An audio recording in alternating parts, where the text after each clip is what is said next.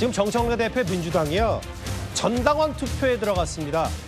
요지는 권리당원의 권한을 대폭 강화하기 위한 개정안에 대한 건데요. 그런데 공교롭게도 또 대통령, 이재명 대통령 순방 중입니다. 이재명 대통령의 외교적인 성과 더불어서 더욱 빛나게 된 대한민국을 또 자랑스럽게 생각합니다. 어떤 거를 추진할 때에도 그 타이밍이라든지 시기 등에 있어서 좀 유연함이 좀 필요하다, 이런 취지신 것 같아요. 대통령 순방 때마다 성과가 묻혔다라는 지적이 있었잖아요. 그런 지적들이 사실 내부에도 있었습니다. 대통령께서 정상회담 통해서 그런 결정, 합의한 내용으로 끝나는 게 아니잖아요. 이런 성과들을 국민들께 소상히 좀 알리고 공감을 이끌어내는 그런 작업들도 중요하지 않습니까? 물론 대통령이 순방을 나아가면 집권 여당이 아무것도 안 할 수는 없죠. 아무것도 안 할 수는 없는데 최성희 변호사님. 이 당원 1인 1표제 의견조사.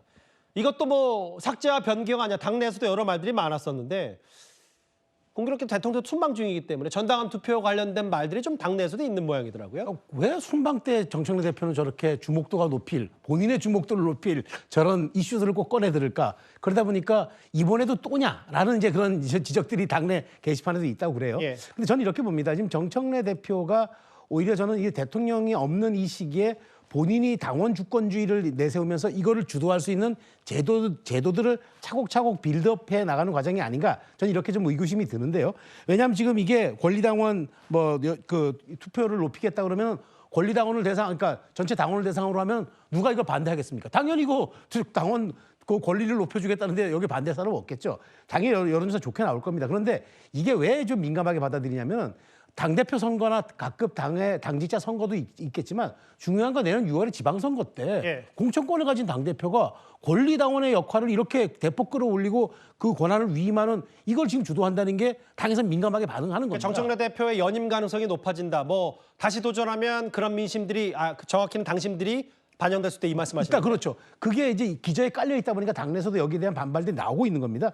그런 측면에서 지금 정 대표가 또 하나 좀 오해하고 있는 것이 당내 경선은 이른바 지지층들의 최대 동원이 관건이지만 본선은 관전자들의 최대 참여가 관건인 거예요. 근데 이렇게 권리당원이 이걸 대폭 강화시켜버리면 이들의 입맛에 맞는 사람이 후보가 되거나 당직 맞잖아요. 그럼 본선 확장력이 없어지는 거예요. 이걸 사실 당내에서도 우려하는데 왜 하필 이런 민감한 이슈들을 대통령이 없을 때마다 꺼내드느냐. 이게 지금 아마 정치권에서도 그 내막을 좀 들여다보는 걸 중요하게 보고 있는 것 같아요.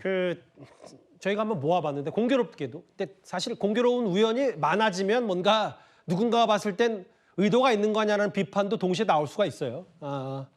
유엔 총회에 참석했던 이재명 대통령, 당시 조희대 청문회 의결했고, 싱가포르 정상회담 때 또 재판중지법, 그리고 이틀 전에 남아공 G20 참석차 이재명 대통령 부부가 이 비행기 트랩 위에서 인사하는데 전당원 투표에 붙이는 부분, 이런 걸 거예요. 지금 아랍에미리트를 국빈 방문하고는 이재명 대통령이죠. 화면을 잠깐 보면 여러 언론을 통해서 극진한 대접을 받았고, 특히 양국 문화교류 행사에서 소프라노 조수미 씨의 노래에 김혜경 여사가 한복을 차려입고 이제 눈물을 흘리는 모습도 포착됐고, 여러 가지 이제 UAE 관련 우리 두 나라의 외교 성과, 이런 부분도 있는데, 아무래도 또 언론 입장에서는 집권 여당의 체질 개선, 전당원 투표 부분도 비중 있게 다루지 않을 수가 없기 때문에 이런 걸 좀 묻히지 않는 거냐라는 얘기도 있어요.